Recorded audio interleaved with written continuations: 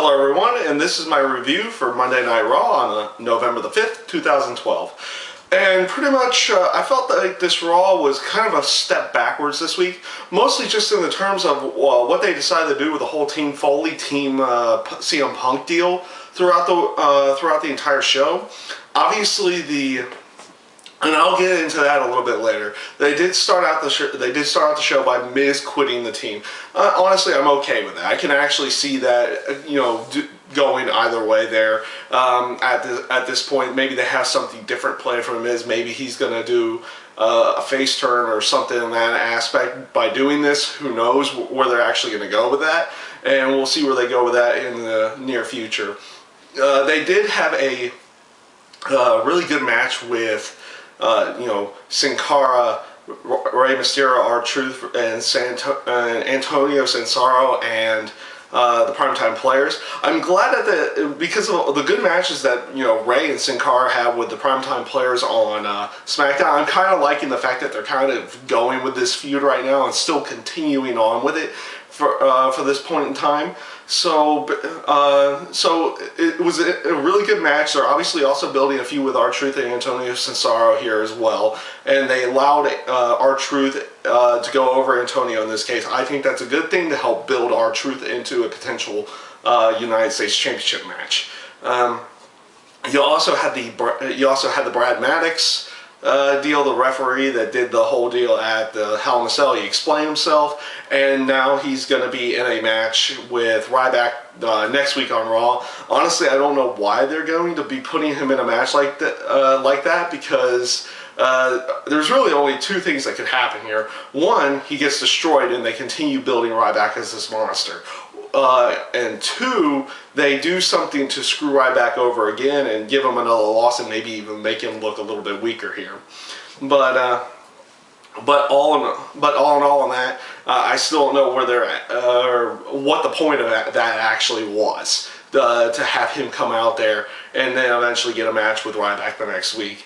Also, another turn into the AJ and John Cena area, which eventually I think it's going to fully lead somewhere. Where that's going to actually lead, who knows? Obviously, John Cena and AJ still claim innocence, and and I think this is just something to help build AJ around this whole Vicky Guerrero storyline, and going into the upcoming future, and hopefully to see a little bit more. Hopefully to see something more with Dolph Ziggler and John Cena somewhere after the pay-per-view, and I'll get into what's going on now for Dolph Ziggler at the pay-per-view itself. Actually, I'll start that now. Since things ended up changing with the Survivor Series, traditional Survivor Series matches this week, and I'll just get this in my review here. They changed the main event. Now it's a triple threat for the WWE title, where you have CM Punk, John Cena, and Ryback for the WWE title. They didn't say that they were officially out of these matches, but you have to out of the traditional Survivor Series match. But assuming with everything WWE does, they are out of the Ryback and CM Punk are out of this match, and will just be in that match for that night. For right now, you have basically 3 members on the Team Punk, and now you have 4 members on Team Foley. But they replaced one of those members. Now you have another member to Team Punk, which is, of course, Dolph Ziggler. He got added into Team Punk at that point. At that point in time, he's the new captain of the team, going into the traditional Survivor Series match, into the pay-per-view. And honestly, this is where I didn't like it, was because the fact that they did such a good job of building up the traditional Survivor Series match last week with the 5 members that were in there. You had 5 people that were already infused with each other. It seemed to fit well, and now they just take a whole turn back by making them exit out of that type of match this week, and then inserting new people this week into it. I just felt like it was a step backwards for that match. Obviously, you're getting a good main event out of it with that triple threat match, but in tow, they really hurt this match that they did a really good job of building last week.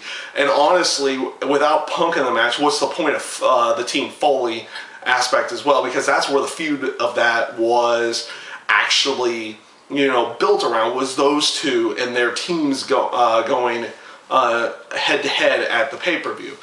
So basically, what I'm saying is that it was a step back for that, and I felt the whole Raw because of that ended up really being a whole step back. I mean, you had some really good you did have some other really good matches in there, and good builds as well. You had Wade Barrett going over on Brutus Clay, making Wade Barrett look even stronger than what he is before. As well as, Caitlyn going over and Eva on a tag match. Basically, I think they're inserting Caitlyn into a Divas title, not title run, but a championship chase for her at that point in time.